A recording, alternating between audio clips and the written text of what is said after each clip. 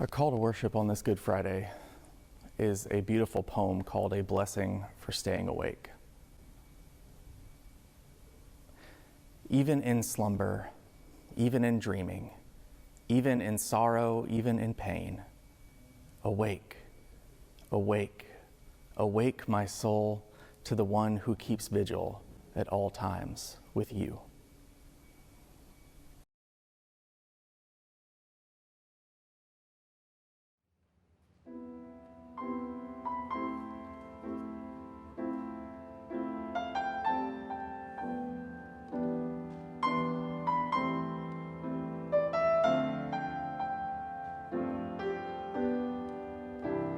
Come with me to the Sea of Galilee. Come with me, come apart with me. Come with me, leave the multitude. Come with me to a place of solitude.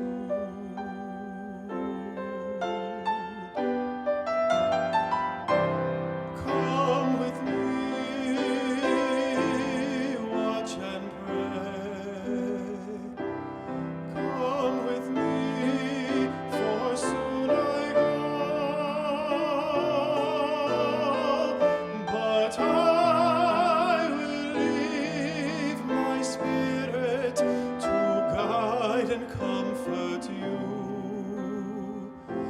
And I will come again for you.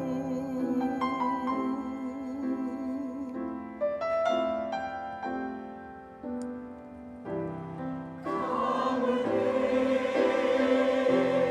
to Gethsemane. Come with me, come and pray with me. Come with me as I am betrayed.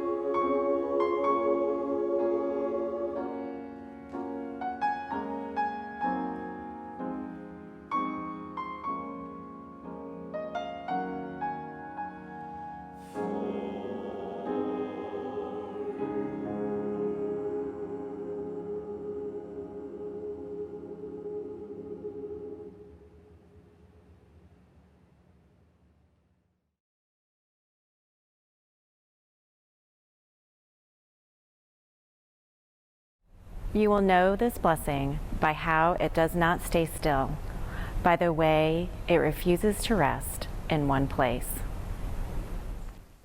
You will recognize it by how it takes first one form, then another.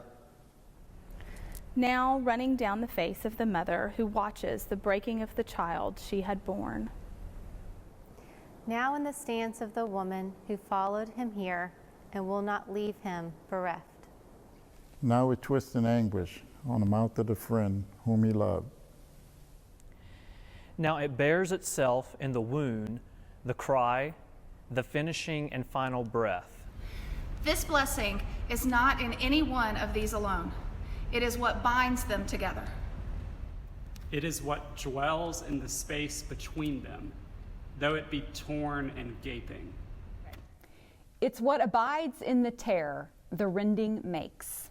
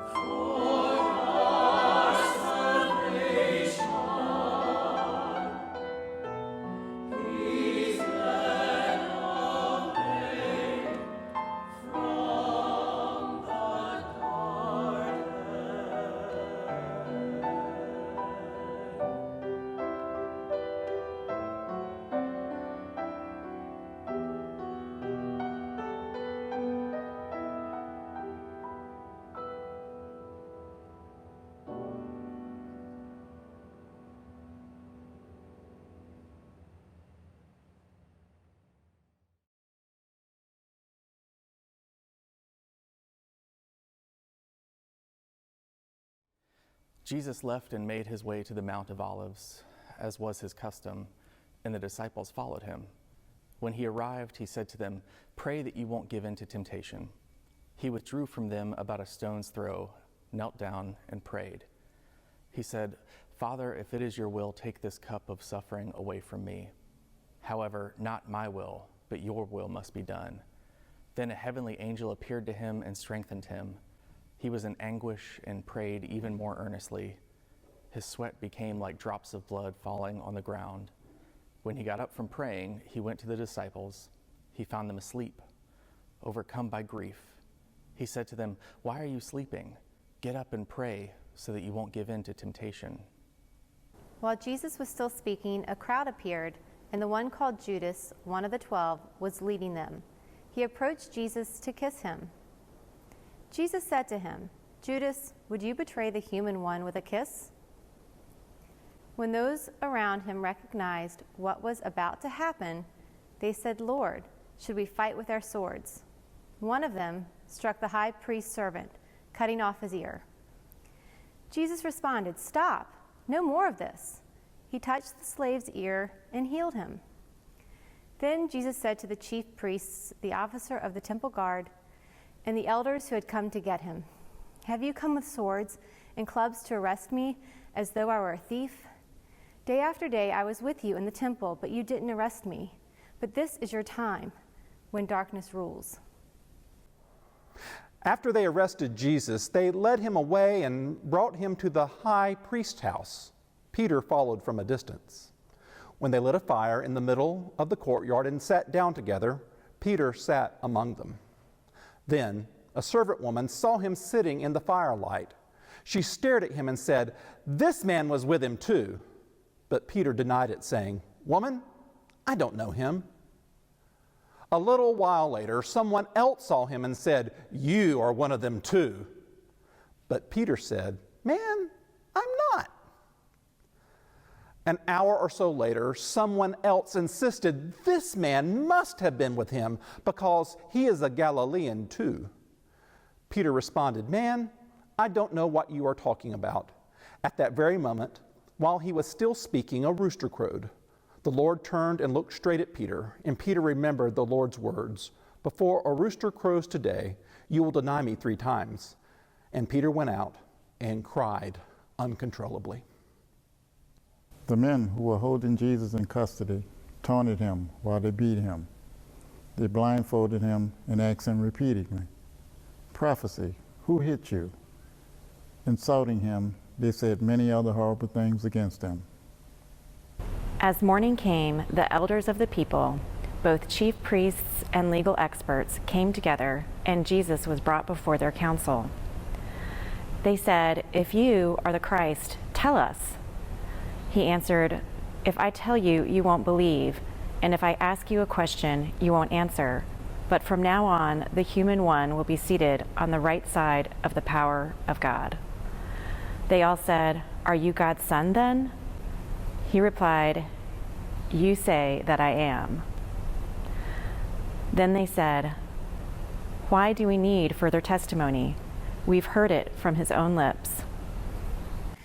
The whole assembly got up and led Jesus to Pilate and began to accuse him. They said, "We have found this man misleading our people, opposing the payment of the taxes to Caesar, and claiming that he is the Christ, a king." Pilate asked him, "Are you the king of the Jews?" Jesus replied, "That's what you say." Then Pilate said to the chief priests and the crowds, "I find no legal basis for action against this man." But they objected strenuously, saying, "He agitates the people with his teaching throughout Judea, starting from Galilee all the way here." Hearing this, Pilate asked if the man was a Galilean. When he learned that Jesus was from Herod's district, Pilate sent him to Herod, who was also in Jerusalem at that time. Herod was very glad to see Jesus, for he had heard about Jesus and had wanted to see him for quite some time. He was hoping to see Jesus perform some sign. Herod questioned Jesus at length, but Jesus didn't respond to him. The chief priest and the legal experts were there, fiercely accusing Jesus. Herod and his soldiers treated Jesus with contempt. Herod mocked him by dressing Jesus in elegant clothes and sent him back to Pilate. Pilate and Herod became friends with each other that day. Before this, they had been enemies. Then Pilate called together the chief priests, the rulers, and the people, and he said to them, "You brought this man before me as one who was misleading the people. I have questioned him in front of you and in front of others and found nothing in this man's conduct that provides a legal basis for the charges you have brought against him. Neither did Herod, because Herod returned him to us.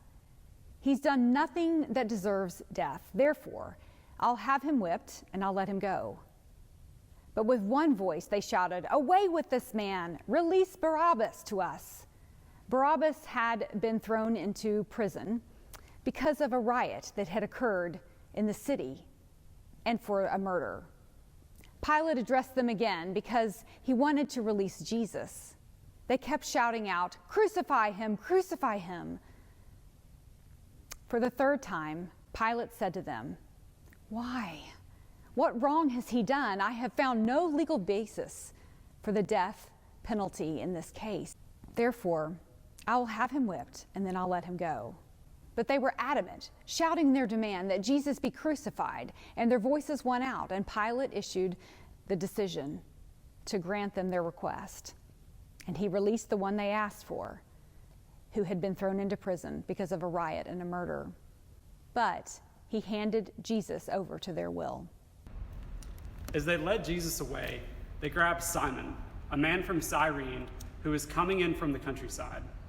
They put the cross on his back and made him carry it behind Jesus. A huge crowd of people followed Jesus, including women who were mourning and wailing for him.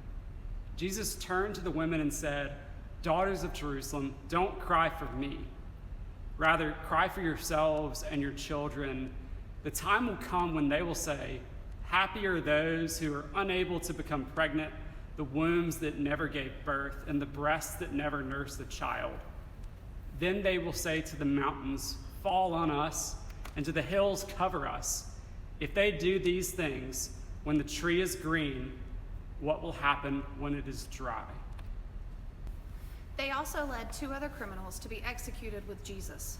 When they arrived at the place called the Skull, they crucified him along with the criminals, one on his right and the other on his left. Jesus said, "Father, forgive them, for they do not know what they are doing." They drew lots as a way of dividing up his clothing. The people were standing around watching, but the leaders sneered at him, saying, "He saved others. Let him save himself, if he really is Christ, sent from God, the chosen one." The soldiers also mocked him. They came up to him, offering him sour wine, saying, "If you are really the King of the Jews, save yourself." Above his head was a notice of the formal charge against him.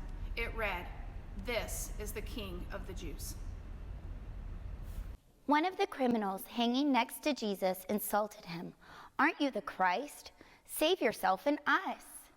Responding, the other criminal spoke harshly to him. "Don't you fear God, seeing that you've also been sentenced to die? We are rightly condemned, for we are receiving the appropriate sentence for what we did. But this man has done nothing wrong." Then he said, "Jesus, remember me when you come into your kingdom." Jesus replied, "I assure you that today you will be with me in paradise." It was about noon, and darkness covered the whole earth until about 3 o'clock, while the sun stopped shining. Then the curtain in the sanctuary tore down the middle. Crying out in a loud voice, Jesus cried, "Father, into your hands I entrust my life." After he said this, he breathed for the last time. When the centurion saw what happened, he praised God, saying, "It's really true. This man was righteous." All the crowds who had come together to see this event returned to their homes, beating their chests after seeing what had happened. And everyone who knew him, including the women who had followed him from Galilee, stood at a distance observing these things.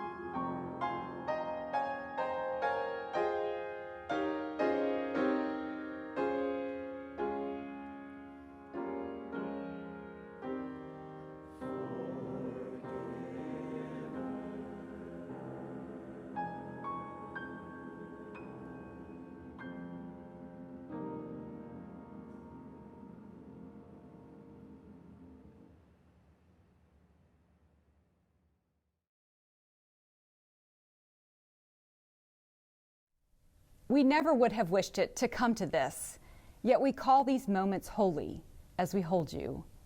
Holy the tending, holy the winding, holy the leaving, as in the living. Holy the silence, holy the stillness, holy the turning and returning to earth. Blessed is the one who came in the name. Blessed is the one who laid himself down. Blessed is the one who emptied for us. Blessed is the one wearing the shroud. Holy the waiting, holy the grieving, holy the shadows and gathering night, holy the darkness, holy the hours, holy the hope turning toward light.